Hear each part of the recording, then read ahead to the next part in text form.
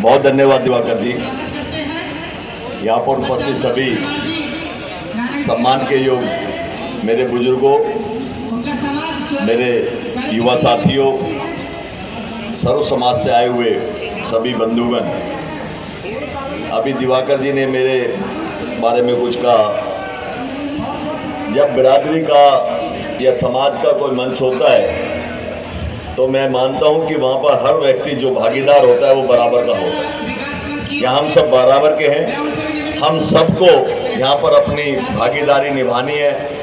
और जो यज्ञ, जो हवन दिवाकर जी ने, राजेंद्र जी ने शुरू किया है, उसमें अपनी अपनी आहुति हम लोगों को डालनी है, तभी जाकर हम लोग कामयाब होंगे। यहाँ पर कई चेहरे हैं। भाई समय सिंह जी हमारे बहुत ही वरिष्ठ, मैं डीडीए में सदस्य था।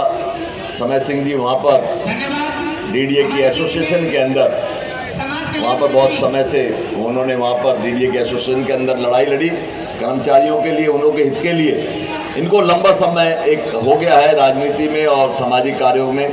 इनके जैसे व्यक्ति, जब मेरठ से आप यहाँ पर एक ज्योति भी लेके आए थे, उसमें भी समय सिंह जी का पूरा योगदान रहा, दिवाकर जी का योगदान रहा, भगत बिधुड़ी जी यहाँ बैठे हमारे मध्य, ये भी हर समय यहाँ पर जहाँ पर भी कोई बिरादरी की बात होती है, समाज की बात होती है। पीछे जम्मू कश्मीर का एसटी का एक इशू था, उसमें भगत जी मुझे यहीं जंतर मंतर पे मिले थे। तो आज हम सबकी जिम्मेदारी है कि जो वर्ग वर्षों से वंचित रहा, जिस वर्ग को वर्षों पहले उसके अधिकार मिल जाने चाहिए थे, वो अधिकार हमें नहीं मिले। आज भारत सरकार ने एक कमेटी का गठन किया और उस कमेटी के गठन के बाद जो आज 300 पन्ने की रिपोर्ट आई है, उस 300 पन्ने की रिपोर्ट के अंदर साफ तौर पे कहा गया है कि गुर्जर, रांगड़, लोध, इस तरह की जातियां थी जिन्होंने अंग्रेजों का साथ ना देकर अंग्रेजों के मुखालफत की, उनके अगेंस्ट, उनके खिलाफ खड़े हुए। और वही आज परिणाम है कि जो खिलाफत में खड़े हुए उनको उपेक्षित किया गया, उनको उनके हक से दूर किया गया। आज समय आ गया है, जो रिपोर्ट आई है उस रिपोर्ट में साफ तौर पे कहा गया है कि 1857 का जो पहला, जिसको हम पहला आज़ादी की लड़ाई कहते हैं, जिसे अंग्रेजों ने म्यूटिनी का नाम दिया, जिसे अंग्रेजों ने आज़ादी की लड़ाई नहीं माना, एक विरोध बताया, लेकिन हमारी वो आज़ादी की पहली लड़ाई थी जो 10 मई 1857 को धन सिंह कोतवाल जी के नेतृत्व में जिसकी शुरुआत हुई। और उसकी शुरुआत के चलते देश भर में वो ज्वाला जगी। खास तौर पे उत्तर भारत में मेरठ से लगते हुआ जितना क्षेत्र था जिसमें दिल्ली भी अपेक्षित नहीं है, सारी जगह वो ज्वाला पहुंची, वो आग धधकी। और उसका परिणाम ये हुआ कि आप काफ़ी लंबे समय तक वो चलते चलते 1947 में देश जो आज़ाद हुआ, वो एक दिन में देश आज़ाद नहीं हुआ और किसी एक व्यक्ति के कहने से आज़ाद नहीं हुआ। उसके अंदर लाखों हजारों लोगों की कुर्बानी शामिल थी। देश के अंदर जो बिरादरी, जो कौम, जिन्होंने अंग्रेजों के विरुद्ध काम किया, जिन्होंने अंग्रेजों की गुलामी को ललकारा, अधीनता को ललकारा, जिन्होंने उनके खिलाफ जाके बात उठाई, उन लोगों को आज ये भुगतना पड़ रहा है कि उन्होंने अपने हक की लड़ाई लड़नी पड़ी। अभी मुझसे पूर्व दिवाकर जी ने बताया, राजेंद्र जी ने बताया और सभी वहाँ बड़े समझदार लोग यहाँ बैठे हैं, इस मंच पे बैठे हैं, किस तरह से 1871 के अंदर क्रिमिनल ट्राइब्स एक्ट एक कानून बनाया गया। और क्रिमिनल ट्राइब्स एक्ट कानून बनाकर उन जातियों को उसके अंदर सम्मिलित किया गया जिन जातियों ने अंग्रेजों की खिलाफत की थी, जिन्होंने लड़ाई लड़ी थी, उन जातियों को उसके अंदर सम्मिलित किया। और न केवल सम्मिलित किया गया, हमारे ऊपर प्रतिबंध लगाया गया। प्रतिबंध कैसा? हर व्यक्ति को थाने में हाजिरी देने जाना पड़ेगा। जो बच्चा पैदा होगा वो पैदा होते के साथ ही क्रिमिनल हो जाएगा। स्कूलों में हमारे को दाखिला नहीं होगा, शिक्षा से हमें वंचित किया गया। जो लोग इसको सह पाए वो रह गए, जिन्होंने नहीं सहा वो पहाड़ों की तरफ चले। और यही वजह रही कि आप आज देखिए हिमालय के किसी भी क्षेत्र में देखिए, सुदूर क्षेत्र में देखिए, उत्तराखंड से लेकर कश्मीर तक चले जाइए, सारे पहाड़ों पे आपको गुर्जर संख्या मिलेगी। क्यों मिलेगी? क्योंकि ये लोग पहाड़ों पे चले गए जहाँ पर पुलिस से बचा जा सके, पुलिस की प्रताड़ना से बचा जा सके। और दूसरी जातियों ने हमारे को और नाम से शोषित करने की कोशिश की, जबकि सच्चाई ये थी कि हम लोगों ने उनकी प्रताड़ना को नहीं सहा और हम लोगों ने विरोध किया, और विरोध के तहत हम लोगों को वहाँ से आगे बढ़ना पड़ गया।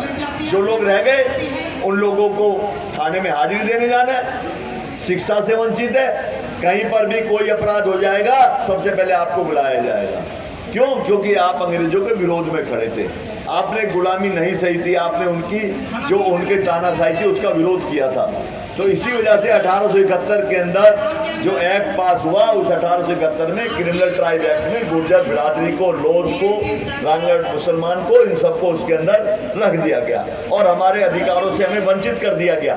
आज बहुत सारी जातियां हैं जो हमारे समकक्ष जातियां हैं, जो जिनकी हम तुलना करते हैं, हमारे भाई तुलना करते हैं, हमारे युवा साथी तुलना करते हैं, और फिर कहते हैं सोशल मीडिया पे, प्लेटफॉर्म पे कि हम इनसे बहुत पीछे हैं। इस बात को कोई जानने की कोशिश नहीं करता कि हम क्यों पीछे।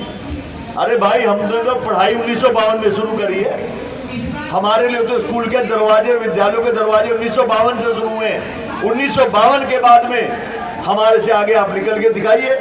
आज राजस्थान के अंदर एक जोत जली हुई है एजुकेशन की, आप जाइए।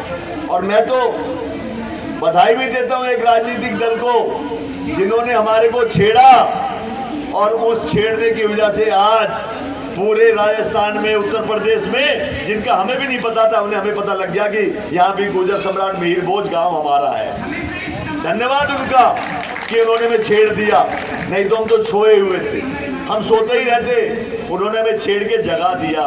मैं राजस्थान पीछे गया था समय सिंह जी, दौसा 4 दिन के लिए। मुझे इतनी खुशी हुई, जयपुर से दौसा के रास्ते में आपके जगह जगह आपके द्वार, जगह जगह गांव के बोर्ड, जगह जगह लोग आगे निकल के आ रहे हैं। उनमें एक चेतना जाग गई है, और ये चेतना जगाने में उन लोगों ने काम किया है जो लोग हमें देखना नहीं चाहते, आज भी नहीं देखना चाहते, पहले भी नहीं देखना चाहते। लेकिन मैं निश्चित तौर पे कहना चाहता हूँ कि एक राजस्थान के अंदर किरोड़ी जी ने अलग जगाया, और आज राजस्थान कहाँ है। 1-2 किरोड़ी और अगर गुर्जर बिरादरी को मिल जाएंगे तो ये गुर्जर बिरादरी अगले 20 साल के अंदर सबसे आगे चली जाएगी। ये मेरा अपना सोच है, मेरा मानना। आप राजस्थान में जाइए, आपको हर एक कार्यालय के बाहर एडीएम, एसडीएम, आपको तहसीलदार आपको मिलेगा आपको। लेकिन आने वाले समय में आप देखिएगा कि आपको जुडिशरी में भी मिलेंगे, क्योंकि आपके हकों की लड़ाई लड़ी गई, और उस हकों की लड़ाई में आपको पता लगा कि हम भी आगे बढ़ सकते हैं। तो यही हकों की लड़ाई के लिए आज हमारा उत्तर प्रदेश, आपको हम लोग जो यहाँ बैठे हैं अक्सर ये कहते हैं कि हम तो गाजियाबाद, दादरी, नोएडा यही है। अरे भाई, आप आगे चलते चले जाइए, आप सीतापुर चले जाइए, शाहजहाँपुर चले जाइए, जालौन चले जाइए, आप हर जगह हैं। समस्या क्या है कि हम संपन्न नहीं हैं, एजुकेशन नहीं थी, संपन्नता नहीं थी। दिल्ली के आसपास संपन्नता नजर आती है, इसलिए हम नजर आते हैं। आपकी संख्या में कोई कमी नहीं है। आप ग्वालियर है, संभाग, शिवपुरी, आप देखिए, मेरे को जहाँ तक पता है 11 प्रदेशों के अंदर अच्छी संख्या में हम हैं। नॉर्थ कर्नाटक तक हम लोगों का एक अच्छा व्यापक हमारी संख्या है। लेकिन मैंने कहा कि बाबा किरोड़ी अगर हमारे को 1-2 और मिल जाए जो अलग हमारे बीच में जगा सकें, हमारे जो रगों में खून दौड़ता है उस खून को अगर वो जगा सके, दौड़ा सकें, तो हम बहुत आगे जा सकते हैं। मैं आप सबका बधाई देता हूँ, आप सबका धन्यवाद करता हूँ कि आपने इतनी बढ़िया यहाँ पर गैदरिंग करी, सबको बुलाया। और आयोजकों को खास तौर पे कहना चाहता हूँ कि बिल्कुल निराश मत होना, ये संख्या बढ़ेगी, इनको जगाना पड़ेगा। ये सोती हुई कौम है, ये सोती हुई कौम को जगाना पड़ेगा, ये जाग जाएगी, जागेगी, थोड़ा समय लगेगा, और जिस दिन जागेगी उस दिन अपने हक के लिए आप देखना कितनी संख्या में लोग आपके साथ में निकल के आएंगे। आप सभी का बहुत बहुत धन्यवाद, बहुत बहुत शुक्रिया। जय हिंद, जय भारत, जय गुर्जर।